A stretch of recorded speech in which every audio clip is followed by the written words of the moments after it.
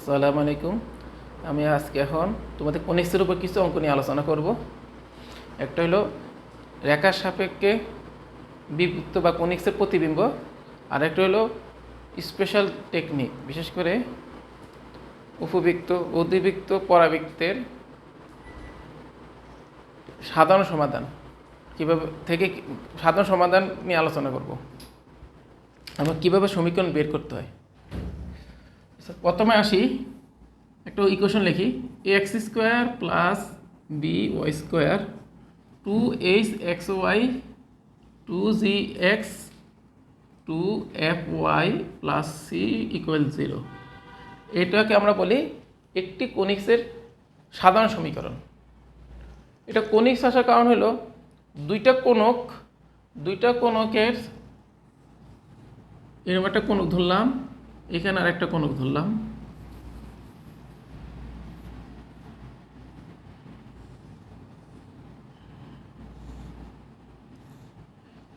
এই দুইটা কোণকে বিভিন্ন যে ক্রস সেকশন এরিয়াটা আসবে, সে এরিয়ার যে চেহারাটা আসবে, সে চেহারাটাগুলি এই কনিক্স নামে আমরা সেট করব। কিভাবে? ধরো দুইটা কোণকে উল্টানো আছে, আমি যদি এরকম ভূমির সমান্তরাল কাটি, মানে তখন আমি যে উপরে যে পৃষ্ঠটা দেখবো সেই পৃষ্ঠটা দেখতে পুরো বৃত্তের মতন। আর যদি আমি একটু অ্যাঙ্গেলে কাটি, তখন যে পৃষ্ঠটা আমরা দেখবো সেটা হচ্ছে উপবৃত্তের মতন।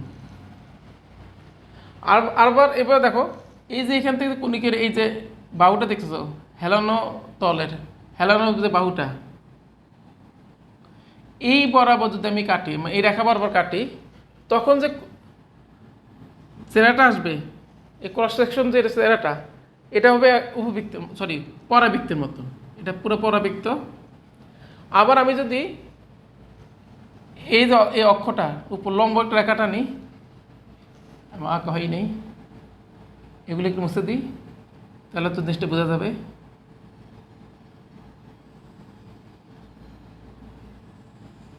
যদি এইভাবে কাটি, লম্বি কাটি, তখন যে পৃষ্ঠটা দেখা যাবে, দেখবে এদিকে একটা, উপরের দিকে এরকম একটা পৃষ্ঠ দেখা যাবে, নিচের দিকে এরকম একটা পৃষ্ঠ দেখা যাবে। এইটা হচ্ছে একটা অধিবৃত্ত। এই জন্য আমরা এইটা কনিক্স নাম দেওয়া হয়েছে, কনিক্স। আর কনিক্স থেকে আসে বলে নাম হচ্ছে কনিক্স। এখন কেন এটাকে কনিক্স ইকুয়েশন বলি, তার আগে জানতে হবে আসলে কনিক্সের সাধারণ সমীকরণ অনেকটা এরকম: X square B Y square C Z square 2hxy 2 ধরলাম h1 yz 2 ধরো h2zx, এরকম জিনিস 2gx 2fy 2kz plus C, অনেকটা এই কিসিমের। এটাকে বলি ত্রিমাত্রিক অবস্থা একটা কনিকের ইকুয়েশন। যখন এটা একটা প্রজেকশন করবে, এক্সওয়াই তলে প্রজেকশন করবে, তখন এক্সওয়াই তলে প্রজেকশন যদি হয় বা যদি ছায়া আসবে, তখন যে সমান আমাদের জিরো ধরতে হয়। যে সময় জিরো তলে দেখা যায় এটা ভ্যানিশ হয়ে যায়, এটাও ভ্যানিশ, এগুলো সব ভ্যানিশ হয়ে যায়। তখন যে ইকুয়েশনটা, সেই ইকুয়েশনটা এরকম লাভ করে। তোমরা তো সলিড জিওমেট্রি মানে ঘন জ্যামিতি গ্রহণ করবা কোনো এক সময় অনার্সে গেলে, তখন ওটা বুঝবা যে এইটা হচ্ছে সাধারণত একটা কনিকের সমীকরণ। সেই কনিকের থেকে তার একটা প্রজেকশন আসে এই সমীকরণটা। ওই জন্য ওইখান থেকে আমরা বলি এটাকে একটা কনিক্স। আর এটাকে তো বললাম যে কীভাবে আসে, যে একটা দুইটা কোণক থেকে বিভিন্ন ক্রস সেকশন বিভিন্ন অবস্থা থেকে আমরা বৃত্ত, উপবৃত্ত, অধিবৃত্ত, পরাবৃত্ত বের করি। Even pair of straight line, যুগল সহরেখাও কিন্তু এখান থেকে বের করা যায়। কীভাবে? এই যে কনিকটা আঁকা হইলো,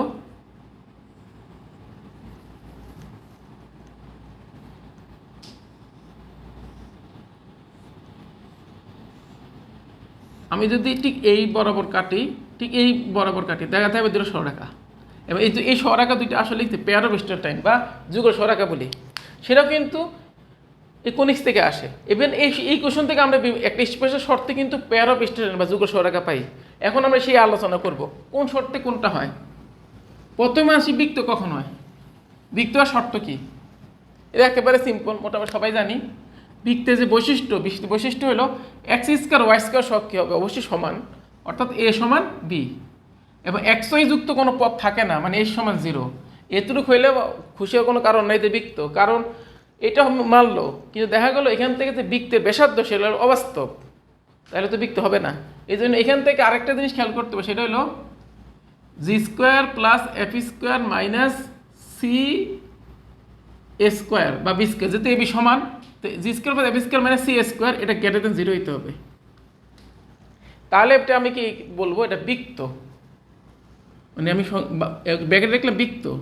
আর বৃত্তের ক্ষেত্রে উৎকেন্দ্রিকতা থাকে না, এই জন্য বৃত্ত উৎকেন্দ্রিকতা 0।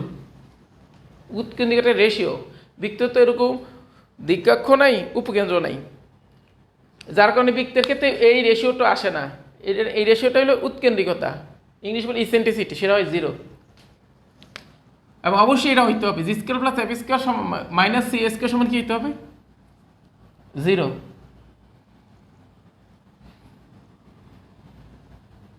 এরপরে আসি 2 নম্বর কেস।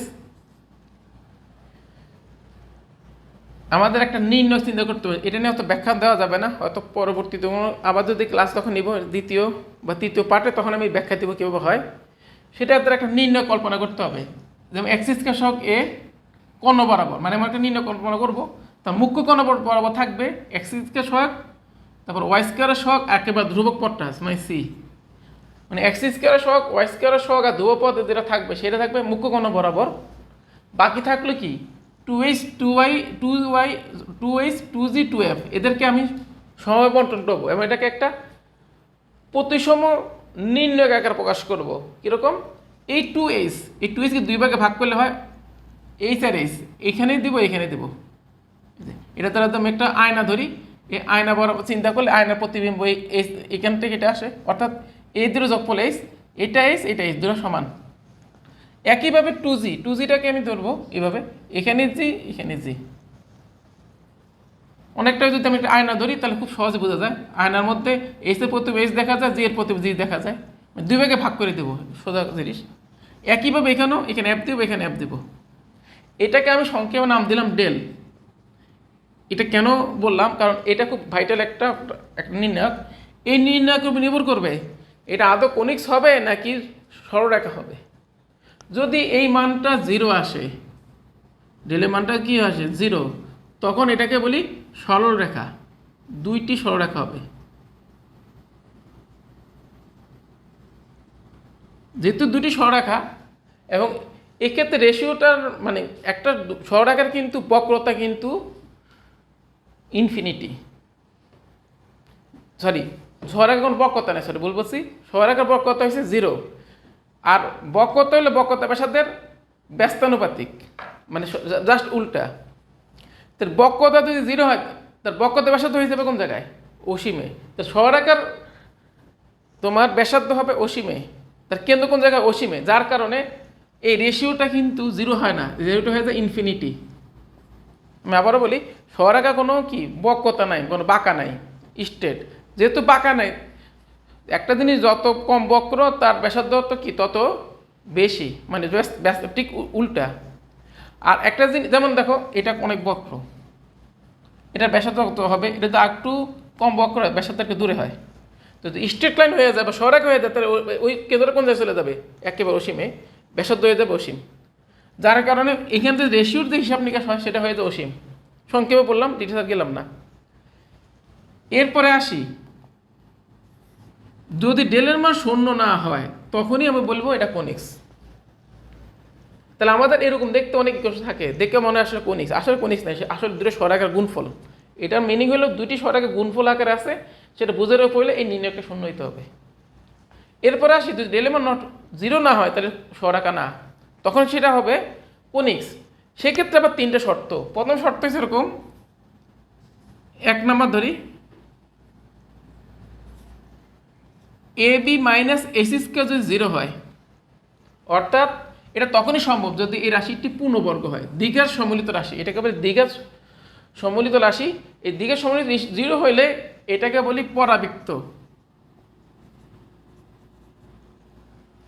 এবং পরাবৃত্তের ক্ষেত্রে উৎকেন্দ্রিকতা কত ধরি 1, আমাদের যে একটা রেশিও আছে SP/PM, সেই অনুপাতটা 1 হয়।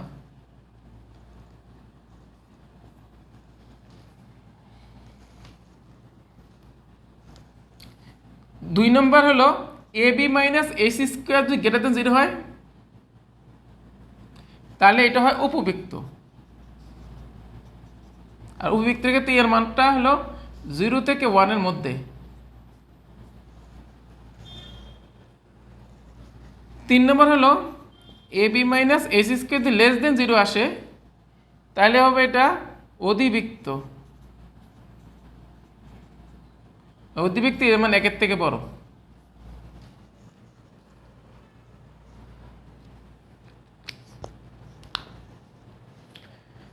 মানে আরেকটা সহজ টেকনিক আছে, সেটা হলো যখন এই রাশিটি পূর্ণবর্গ হয় তখন আমরা বুঝি পরাবৃত্ত, তার সাথেই শর্তটা মানতে হবে ডেলেমা নট ইকুয়াল টু 0। আর যদি এই রাশিটাকে উৎপত্ত মানে পূর্ণবর্গ না ঠিক আছে কিন্তু উৎপত্ত করা যায়, মানে দুইটা একঘাত উৎপত্তকে ভাগ মানে দুইটা একঘাত উৎপত্ত গুণফলাকে প্রকাশ করা যায় তাহলে এটা অধিবৃত্ত। আর যদি কোনোভাবে উৎপত্ত করার কোনো সুযোগ না থাকে তখন সেটাকে বলে অধিবৃত্ত, সহজ উপায়। এগুলো আমার এবার ভাগ করার উপায় যে একটা ইকুয়েশন দিয়ে বুঝবো কি আমি এটা কী ধরনের কনিক্স। এইটা হলো একটা বেসিক জিনিস, এটা আমরা প্রথমেই অনেকে জানি। এখন আমরা যেটা আলোচনা করব যে প্রত্যেকটা জিনিসের কিন্তু আলাদা আলাদা কিন্তু বৈশিষ্ট্য থাকে, পরাবৃত্ত উপবৃত্ত অধিবৃত্তে, এতে প্রত্যেকের কিন্তু আলাদা আলাদা বিশেষ ধর্ম আছে। কিছু ধর্ম আমাদের বইতে আছে আর কিছু ধর্ম আছে একটু চেষ্টা করলে বাইর করা যায়। 98 সালের দিকে আমি কিছু কিছু ছেলে থেকে এই জিনিসগুলি করাইতে করাইতে বের করছিলাম। এখন আমরা সেই জিনিসটি আবার অনেকদিন পরে আবারও রিক্যাপ করা হইতেছে। সেটা কীরকম, কিছু জিনিস লুতুজামাজার বইতে আছে, ওইটার থেকে আইডিয়া থেকে উপবৃত্ত অধিবৃত্তর কিছু টেকনিক বের করা হয়েছে। যেমন পরাবৃত্তের বৈশিষ্ট্য আমরা কী বলি, ওয়াই স্কোয়ার যেমন 4x লিখি তাই না, 4x এটা একটা আদর্শ ফর্মে লিখি। যদি অক্ষর আকারে x অক্ষ হয়, শীর্ষবিন্দু স্পর্শ যদি y অক্ষ হয়, উৎকেন্দ্রিক লম্ব উপকেন্দ্রিক লম্ব দৈর্ঘ্য যদি 4a হয় তখন সমীকরণ কী বলি, ওয়াই স্কোয়ার সমান 4x। তাহলে এটার বৈশিষ্ট্য হলো পরাবৃত্তের বৈশিষ্ট্য হলো এরকম, পরাবৃত্তের যে কোনো বিন্দু হতে, এটা লুৎফুজ্জামান স্যারের বইতে এইভাবে ছিল, অক্ষরেখা উপর লম্ব দূরত্ব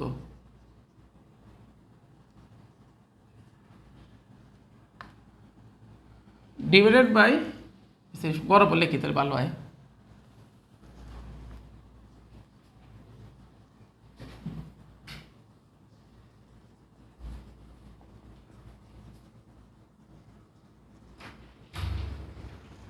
ডিভাইডেড বাই হবে ওই বিন্দু, ওই একই বিন্দু হতে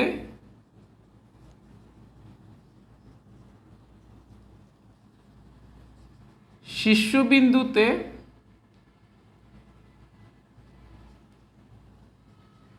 স্পর্শকের উপর লম্ব দূরত্ব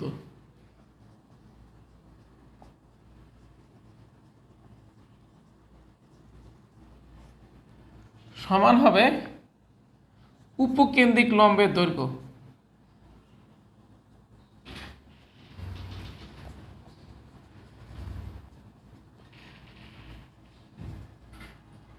একটা পরম মান দিতে হয় অনেক সময়, কারণ দেখা যায় কখনো কখনো আমরা প্লাস চিহ্ন দিই, কখনো কখনো দেখি মাইনাস চিহ্ন দিই, কারণ আমরা তো ওয়াইস্কের সময় প্লাস 4xও বলি, অনেক সময় মাইনাসও বলি। এই জন্য বিভিন্ন অবস্থা কখনো প্লাস কখনো মাইনাসের অবস্থার উপর নির্ভর করে, সেই কারণে আমি এটাকে পরমান দিছি। এটা ভাবার কোনো কারণ নাই, উপকেন্দ্রিক লম্বের দৈর্ঘ্য তো পজিটিভ, পরমান দিলাম কি জন্য, আসলে উপকেন্দ্রিক লম্বের দৈর্ঘ্যের উপর দেওয়া হয়নি, দেখা হয়েছে তার চিহ্নের উপর, যে এইখানকার কনিক্সের ক্ষেত্রে কখনো কখনো উপকেন্দ্র শীর্ষের সামনে থাকে কখনো পিছনে থাকে, তারপর বৃত্তাকারে কিন্তু কখনো প্লাস চিহ্ন আসে কখনো মাইনাস চিহ্ন আসে, সেই কারণে এই পরমান দেওয়াটা। এবারে অঙ্কের উপর নির্ভর করবে কোন সময় প্লাস আসবে কখন মাইনাস আসবে,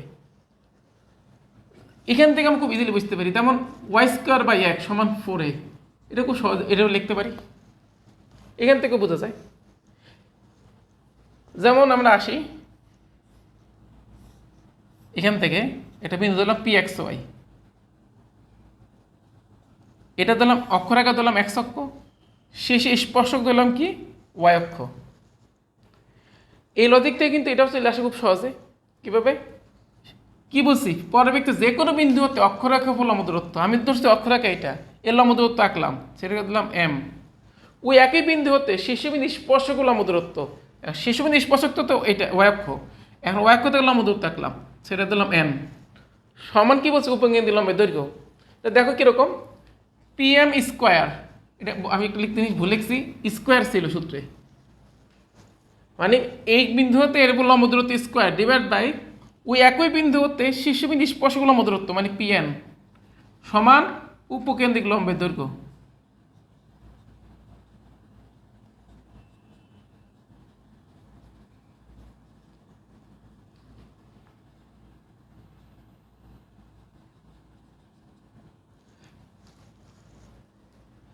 এটা পরমাণু হিসেবে রাখলাম।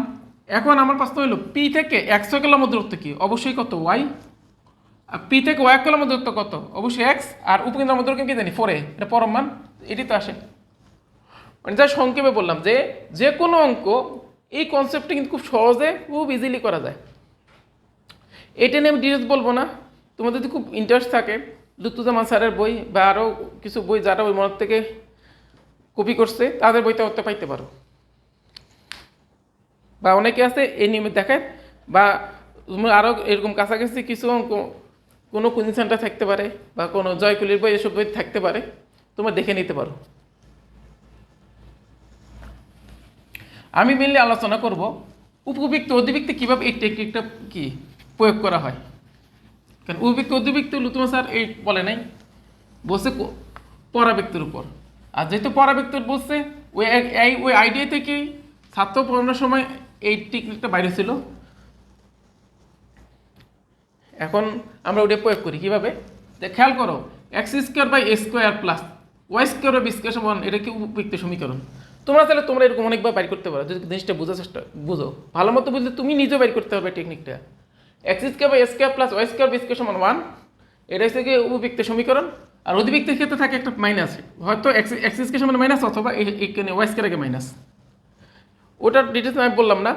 এখন এইটাকে আমি কীভাবে সূত্রের মধ্যে প্রকাশ করব, একটু কমন সেন্স খাটাও। এটা হচ্ছে এক্স অক্ষ ধরলাম, এটা ওয়াই অক্ষ ধরলাম, আমি এটা একটা ধরলাম, এর উপরে বিন্দু ধরলাম পি এক্স ওয়াই, পি থেকে এর উপর লম্ব টানলাম, এক্স অক্ষের উপর ওয়াই অক্ষ লম্ব টানলাম, এটা কত পিএম, এটাকে পিএন। খেয়াল করো পিএম মানে অবশ্যই ওয়াই, আর পিএন কত এক্স, তাই তো। আর এ মানে কি অর্ধ বৃহৎকের দৈর্ঘ্য, আর বিটা কি অর্ধ ক্ষুদ্রকের দৈর্ঘ্য।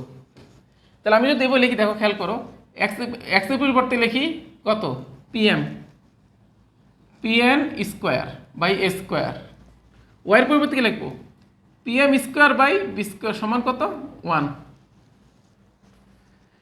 এখন পিএম মানে কি আসলে, পিএন মানে হলো পি বিন্দু হতে ওয়াই অক্ষের উপর লম্ব দূরত্ব, আসলে ওয়াই অক্ষ না, ওয়াই অক্ষটা আসলে এখানে কি উপবৃত্তের ক্ষেত্রে কিন্তু ক্ষুদ্র অক্ষ। তাহলে আসলে আমি এখান থেকে যে লজিকটা বলবো বেশি ধর্মটা সেটা এরকম, উপবৃত্তের এবার লিখবো জিনিসটা কোন জায়গায় লেখা যায়, জায়গাতে তো কম, এখানে উপরে লিখি উপবৃত্তের যে কোনো বিন্দু হতে, এখানে লিখি এটা কি ক্ষুদ্র পিএম মানে কি যে কোন অক্ষর উপর লম্ব আঁকা হয়েছে ওয়াই অক্ষর উপর, ওয়াই অক্ষটা কি ক্ষুদ্র অক্ষ, আমি ধরে নিছি, কেন যে আমি ধরে নিচ্ছি এটা গ্রেটার দেন বি, তাহলে এটা ক্ষুদ্র অক্ষ এটা বৃহৎ অক্ষ, তাহলে লিখবো ক্ষুদ্র অক্ষর উপর লম্ব দূরত্ব।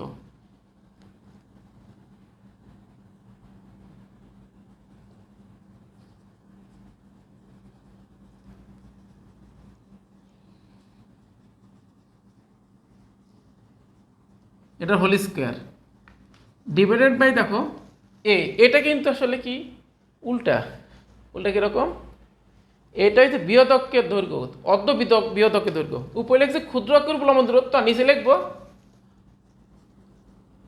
অর্ধ বৃহৎ,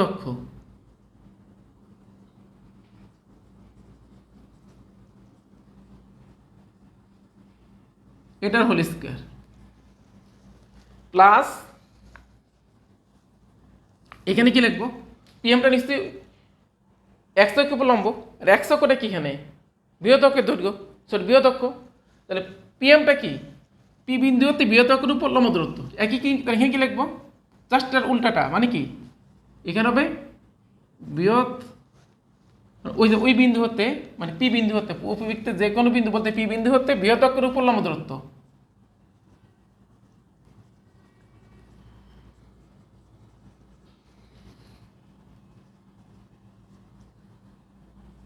ডিভাইড বাই হবে বি স্কয়ার। বি স্কয়ার মানে কি? অর্ধ কি? ক্ষুদ্র অক্ষের দৈর্ঘ্য।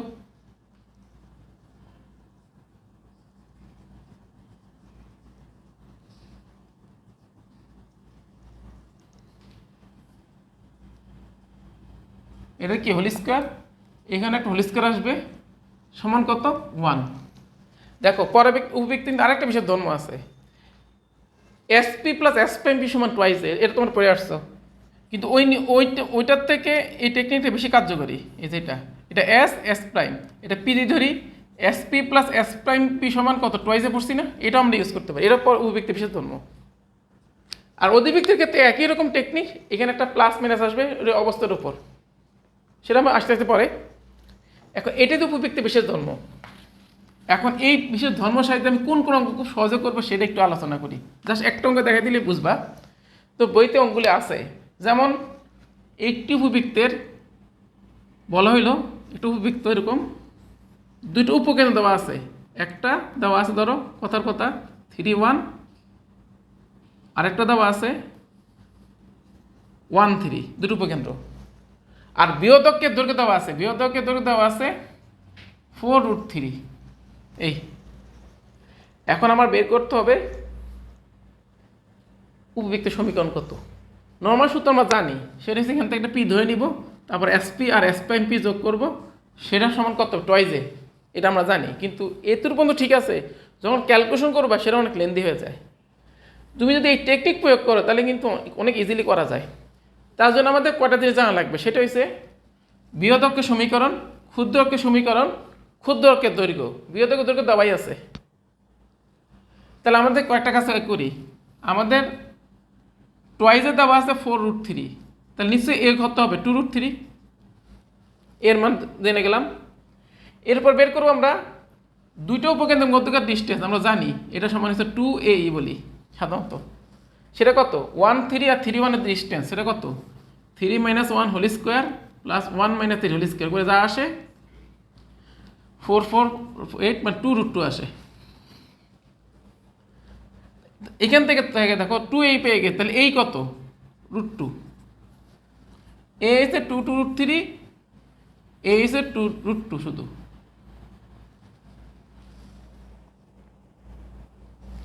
এরপরে আসে আমরা বি এর মান। বি কেমনে বের করবো? আমরা জানি বি স্কোয়ার সমান কি? এ স্কোয়ার মাইনাস এ হোল স্কোয়ার, তাই না?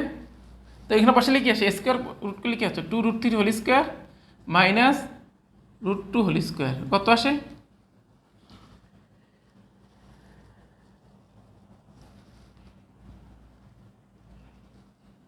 এখানে কি কোনো ভুল হয়েছে কি না? না ঠিক আছে। কত আসে এখান থেকে? 12, 2, 10, অর্থাৎ বি এর মান হচ্ছে √10। তাহলে এই বি আমার হয়ে গেল। এখন আমার আর দুইটা কাজ হইলে শেষ, সেটা হচ্ছে ক্ষুদ্র অক্ষের সমীকরণ, বৃহৎ অক্ষের সমীকরণ। বৃহৎ অক্ষের সমীকরণ খুব ইজিলি বাইর করা যায়, এই যে এই দুই বিন্দুকে রেখে বৃহৎ অক্ষের সমীকরণ, অর্থাৎ 1, 3, 3, 1। খেয়াল করো 1, 3 যোগ করলে 4, 3, 1 যোগ করলে 4, অর্থাৎ এখানে এক্স ওয়াই যোগ করলে 4, এখানে এক্স ওয়াই যোগ করলে 4। আমরা মুখে মুখে বলতে পারি বৃহৎ অক্ষের সমীকরণ কত?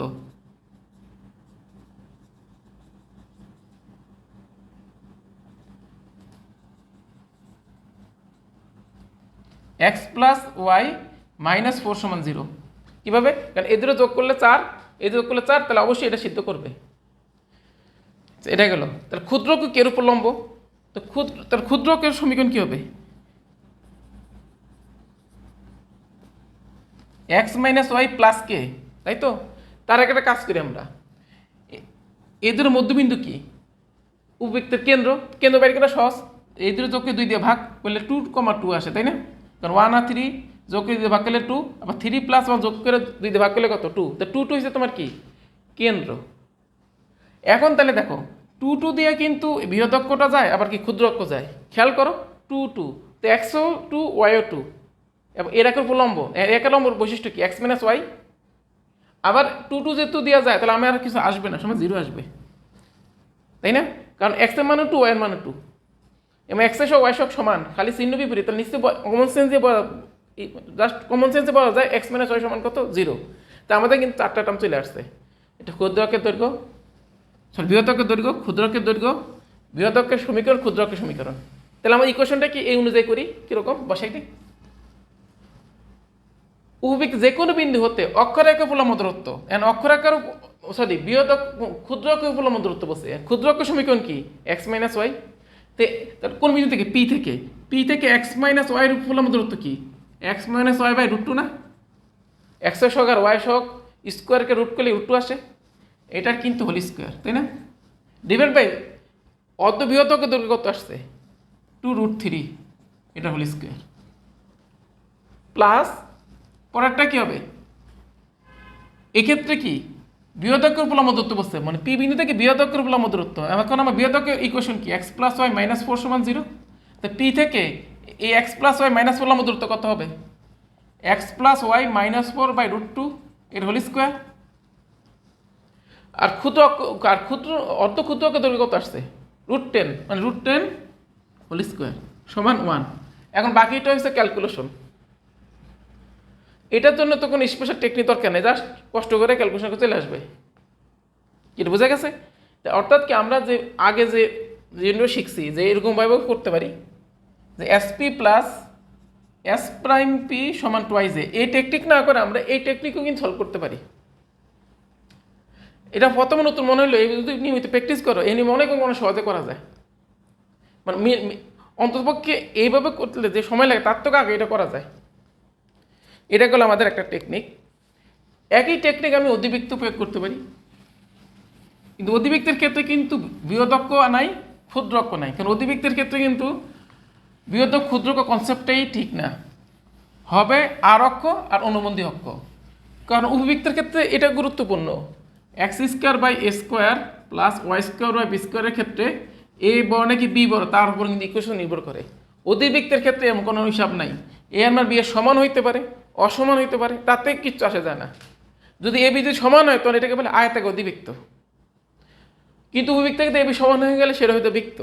তাহলে অবশ্যই অধিবৃত্তের যেরকম কনসেপ্ট উপবৃত্তের কনসেপ্ট এক না, হয়তো প্যাটার্ন অনেক কিছু মিল আছে, সূত্রে মিল আছে, কিন্তু কনসেপ্ট কিন্তু এক না। যেমন আমি তো বলি X square minus A square, X square square minus Y square B square. এক্ষেত্রে যেহেতু এক্স স্কোয়ার প্লাস চিহ্ন, ওয়াই স্কোয়ার সময় মাইনাস চিহ্ন, তাহলে অবশ্যই এখানে এটা হচ্ছে আরক্ষের দৈর্ঘ্য, অর্ধ আরক্ষের দৈর্ঘ্য, আর বিটা কি অর্ধ অনুবন্ধ অক্ষের দৈর্ঘ্য। কখন এটা বলা যায় বৃহদক্ষ বা কখন এটা বলা যায় ক্ষুদ্রক্ষ। এমন হইতে পারে X square by one minus Y square by three, দেখা গেছে এখানে আর অক্ষ থেকে অনুবন্ধী অক্ষের দৈর্ঘ্য বেশি।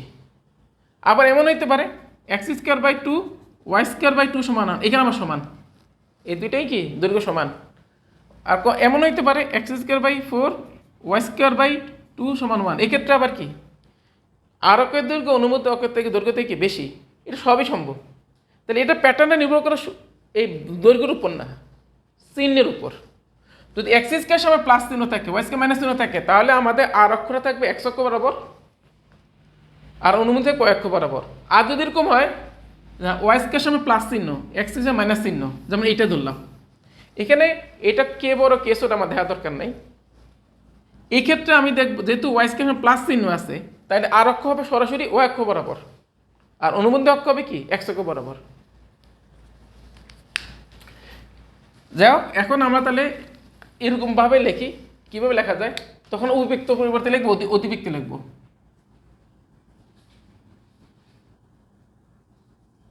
এখন ধর একটা আদর্শ অধিবৃত্ত লিখি X square by square minus Y square B square. এক্ষেত্রে আমরা যেটা দেখি অধিবৃত্ত স্থিতি যদি আঁকি অনেকটা এরকম না। এই ক্ষেত্রে আমি যদি অধিবৃত্ত একটা বিন্দু ধরি পি এক্স ওয়াই, পি থেকে এক্স অক্ষের দূরত্ব কিন্তু ওয়াই, আর এটা তো ওয়াই অক্ষ ধরি, ওয়াই অক্ষের দূরত্ব কত হবে এক্স, এই লম্ব দূরত্ব নাম দিলাম পিএম, এই বিন্দুর নাম দিলাম এন। অর্থাৎ পিএম মানে কি এক্স, মানে এক্স লম্ব দূরত্ব, আর পিএমটা হলো পি বিন্দু থেকে ও একের লম্ব দূরত্ব। এই পিএমটা কিন্তু কার উপর লম্ব, বেসিক্যালি আর অক্ষের উপর লম্ব, আর পিএনটা কি অনুবন্ধী অক্ষের উপর লম্ব। এক্ষেত্রে আমরা অর্ধ বৃহৎ অক্ষ লিখবো না, কি লিখবো? লিখবো অর্ধ আর অক্ষের দৈর্ঘ্য। বৃহৎ অক্ষ কনসেপ্ট এখানে ইউজ করাই যাবে না। আর এখানে লিখবো অর্ধ ক্ষুদ্র পূর্ববর্তীকে লিখবো অনুবন্ধী বা যুগ্ম অক্ষ, যেটা লিখি। এটা আরেকটা শব্দ বলি, অনুবন্ধী বা যুগ্ম। অধিকাংশ বইতে অনুবন্ধী অক্ষে বলে, কিছু কিছু জায়গায় দেখা যায় যুগ্ম অক্ষ বলে, আরও নাম থাকতে পারে বাংলা, কিন্তু ইংলিশটা আমি একটাই। একটা কনজুগেট অ্যাক্সিস আর একটা ট্রান্সভার্স অ্যাক্সিস। ট্রান্সভার্স অ্যাক্সিস বলে এটাকে, আর কনজুগেট অ্যাক্সিস বলে এটাকে। তো এখানে কি লিখবো? অর্ধ আর অক্ষের দৈর্ঘ্য, নিচেরটাকে অর্ধ অনুবন্ধী অক্ষের দৈর্ঘ্য। এ তো ঠিক আছে। এখানে ইকুয়েশন চেঞ্জ হবে, সেটা কি? ক্ষুদ্র আর লিখবো না, তখন লিখবো কি? এই জায়গায় ক্ষুদ্র থেকে কি লিখবো? অনুবন্ধী। অনুবন্ধী অক্ষের উপর লম্ব দূরত্ব স্কোয়ার। আর এখানে লিখবো বৃহতের জায়গায় কি লিখবো? এখানে লিখবো আর, আর এই প্লাসের জায়গায় কি দেখবো? এখানে মাইনাস, আর কিছুই না। এটাও কিন্তু একটা অধিবৃত্ত স্পেশাল বৈশিষ্ট্য। এইটা দিয়েও কিন্তু আমি অধিবৃত্তে কিছু অঙ্ক সলভ করতে পারি। যেমন উপবৃত্তের ক্ষেত্রে কি শিখছি? SP plus S prime B সমান টয়েসে। অধিবৃত্তের ক্ষেত্রে কাছাকাছি একটা ফর্মুলা আছে, সেটা কীরকম? খুব সংক্ষেপে বলে যাই। এখানে ধরো এস, সরি এটা ধরো এস, এটা ধরো এস প্রাইম, এটা ধরো পি। তাহলে এটা যেটা যোগ, এটা এই বিন্দু দুটো যোগ করলাম, দুটোর মধ্যে যোগ করলাম। এক্ষেত্রে যেটা হবে S P minus S prime P সমান টয়েসে। তো এই ক্ষেত্রে কিন্তু এস প্রাইম পি আগে আসতেছে, আর এস পিটা ছোটো। এখন বিন্দুটা তো এখানে না থেকে এখানেও থাকতে পারতো। এক্ষেত্রে আবার উল্টা, এস পিটার মান বেশি আর এস প্রাইম পি এর মান কম, যার কারণে আমরা এখানে কে বড় কে ছোট বলতে পারি না। এই জন্য আমরা এটাকে একটা ডিফারেন্স চিহ্ন হিসাবে বলতে পারি, যে এদের ডিফারেন্স কত টয়েসে। এটা কিন্তু অধিবৃত্তের একটা বৈশিষ্ট্য। কিন্তু এই কনসেপ্টে যদি অঙ্কটা করি, আমার অঙ্ক কিন্তু বড় হয়ে যায়। এইটা বিকল্প যদি এই ফর্মে করি, তো অঙ্ক একটু ইজি হয়। এটাও কিন্তু অধিবৃত্তের একটি স্পেশাল বৈশিষ্ট্য। তাহলে এটা তুমি বুঝলে কি, যে এই টাইপের অনেক ইকুয়েশন তোমার থাকতে পারে, তুমি চাইলে মডিফাই করে এরকম অনেক টাইপের যে সূত্র বানাইতে পারো।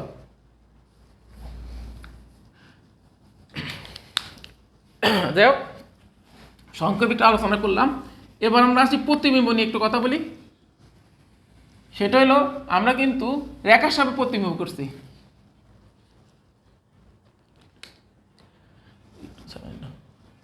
রেখার সাপেক্ষে প্রতিবিম্ব করছি। এখন আমরা দেখাবো রেখার সাপেক্ষে প্রতিবিম্ব কেমনে বের করে, রেখার সাপেক্ষে উপবৃত্তের প্রতিবিম্ব বের করে। তোমরা ট্রাই করে দেখো। আমি হয়তো নেক্সট ক্লাসে এটা ব্যাখ্যা দিব। আমি বলে রাখি, একটা ইকুয়েশন দিয়ে দিই, তোমার দিকে পারো কি না। সেটা হয়েছে 3x² plus 3y² plus 2xy minus 14x plus 14y, sorry 12x plus 12y plus 4 সমান 0। এটা একটা কোনিক্স ধরো। তোমাদের বাইর করতে হবে x প্লাস 2y মাইনাস 19 সমান 0 এত রেখার সাপেক্ষে, এত কোনিক্সের, সেটা কি কোনিক্স তোমরা নিজেরা বুঝে নিবা। উপবৃত্ত হইতে পারে, অধিবৃত্ত হইতে পারে। এত কোনিক্সের কি প্রতিবিম্বের সমীকরণ বের করো।